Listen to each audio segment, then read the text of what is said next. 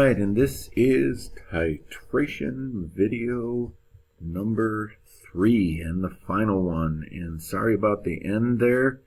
I got a little cocky and thought I could squeeze in the rest of this lecture, and I came up 2 slides short and I went overtime, so I had to go back and edit the video. So don't you feel sorry for me. But anyway, I will go back and redo the stuff that I was talking about. Well, we did B. We talked about how at that special location on at the half equivalence point, that pH and pKa are identical, and you can use that to identify it. So let's go. I started to talk about C a little bit.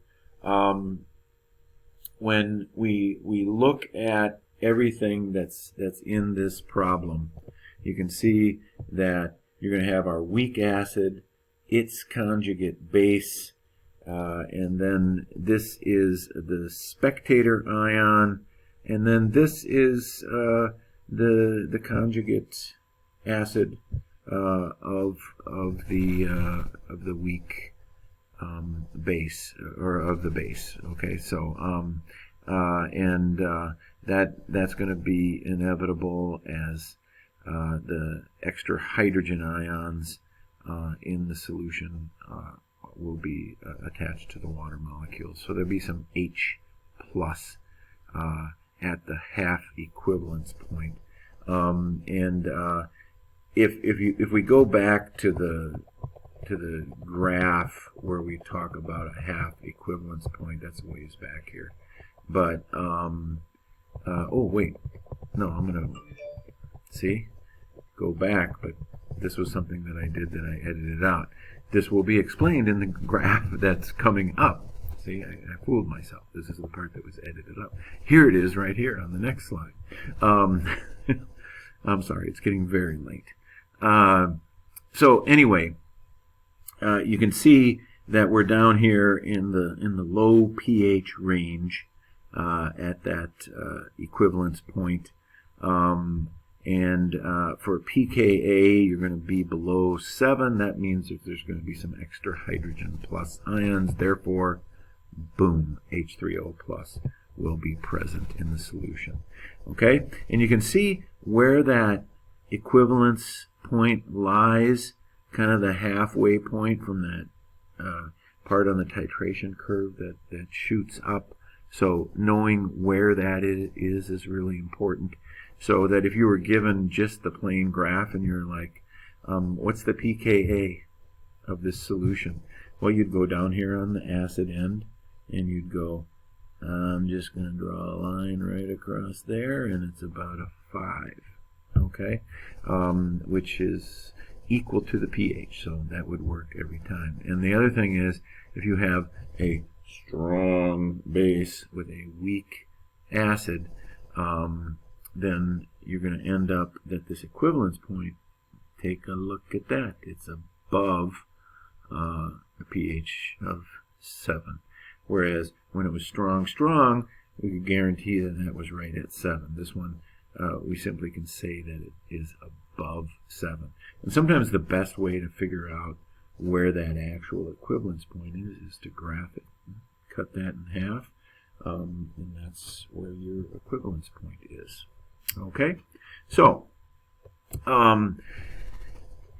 this part we kind of already said as I was describing it. For a long time in a titration, and some of you will remember this, that we're titrating and you're like, no pink, no pink, no pink, no pink, and all of a sudden pink, and then whew, the pH just skyrocketed at that point.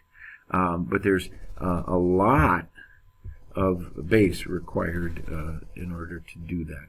And then when you're in the vicinity of the equivalence point, it just shoots up. Okay?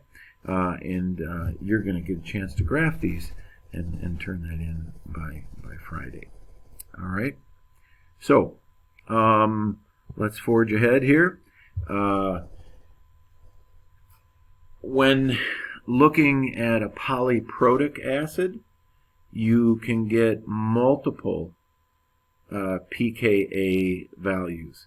This is actually a problem we do with titrating amino acids in biochemistry. So some of you might remember doing a little activity on some colored pieces of paper where you graphed a theoretical titration, and there is your first hydrogen, there is your second hydrogen, so you'll get two leveling offs.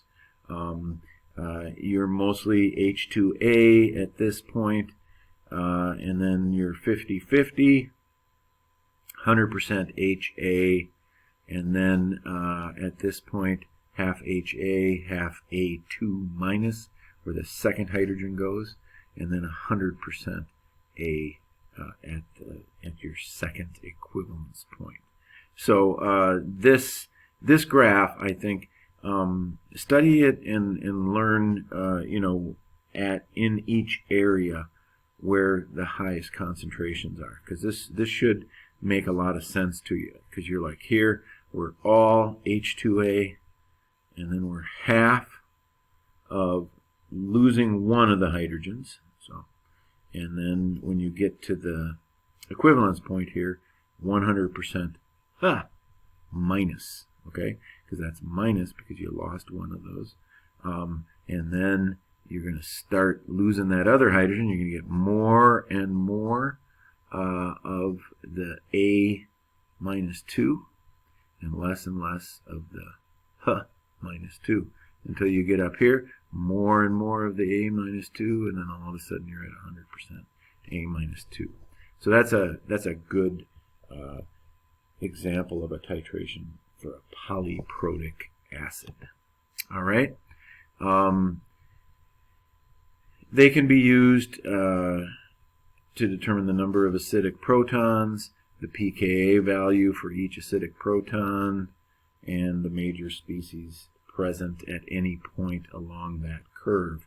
And how we used this in biochemistry was we coupled this with electrophoresis because we wanted to put a charge on the molecule.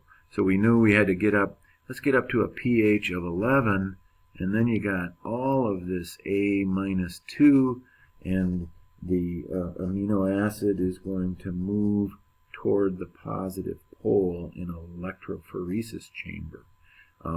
Whereas oppositely, if you were at a very low pH, you would have no charge, and that thing would just sit there and not move at all. All right? So an example like this, if you wanted movement toward the positive pole, you need to go up to a very high pH. And then these guys right here, at a pH of 7, it'd probably only move about half as fast because it just has that 1 minus charge, and those things get pulled toward the pole, and that's called electrophoresis. So that was our application in biochemistry, to refresh the memories of those of you that took that with me, because I taught some of you this. All right, so sort of a neat little application of this stuff. So we are now done with titration, and you can see how cocky I was. I thought I could squeeze in 8 minutes and 57 seconds of lecture into about a minute, and it didn't work. So sorry about the poor ending. But in the spirit of that, I will cut this lecture right off. So this guy walks into a bar, and he